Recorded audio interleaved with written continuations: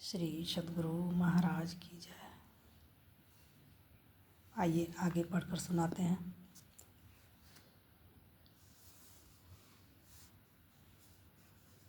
कमरे के उत्तर पूर्वी कोने में आपकी लाठी और छाता रहते हैं।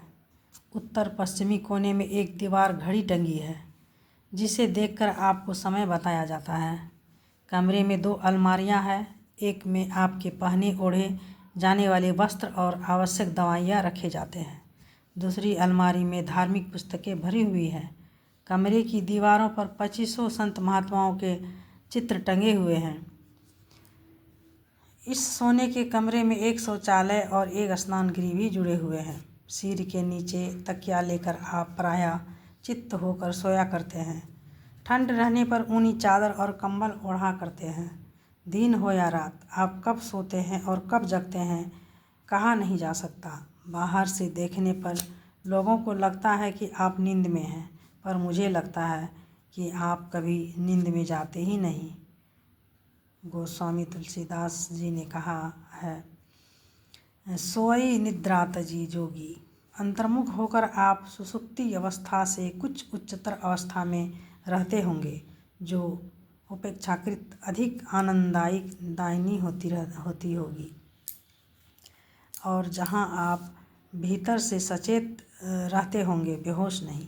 ऐसी अवस्था में रहकर भी आप कभी कभी ऐसा देखा गया है, बगल में बैठे या खड़े होकर बातचीत कर रहे हम सेवकों की बात सुन लेते हैं और उस पर अपनी प्रक्रिया व्यक्त करते हैं।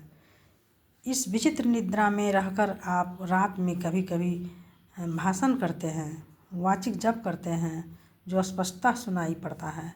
एक रात शयन की चौकी पर चित्त लेटे हुए आप अपने आप बोल रहे थे, साधक को रात में जग कर ध्यान करना चाहिए। ध्यान करते करते नींद सतावे तो सो जाना चाहिए या उठकर कुल्ला आचमन करके फिर बैठना चाहिए। जो साधक भोजन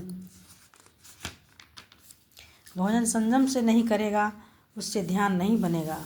साधक पहले एकाग्र मन से गुरु द्वारा बताए गए मंत्र का जप करे। जप करते करते जब मन कुछ स्थिर होने लगे तब जप छोड़कर मानस ध्यान करे। देखे हुए रूप का मन में ध्यान करने को मानस ध्यान कहते हैं। मानस ध्यान के बाद दृष्टि की दोनों धारों को अंधकार में ही एक जगह जोड़ें। जो जोड़ना नहीं जानता वह किसी गुरु से जोड़ना सीखे। एक दूसरी रात लेटे हुए ही स्वतः बोल रहे थे, स्वस्थ शरीर में ही स्वस्थ मन रहता है।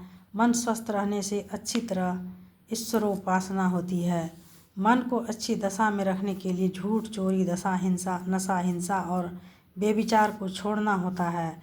कोई आगे मरोगे, कोई पीछे, सब एक साथ कैसे मरोगे? लेकिन मेरे साथ रहने वालों की दुर्गति नहीं होगी। गुरुदेव की भक्ति करने वाले, उनमें श्रद्धा प्रेम रखने वाले गुरुदेव के साथ रहने वाले हैं, ऐसा समझना चाहिए।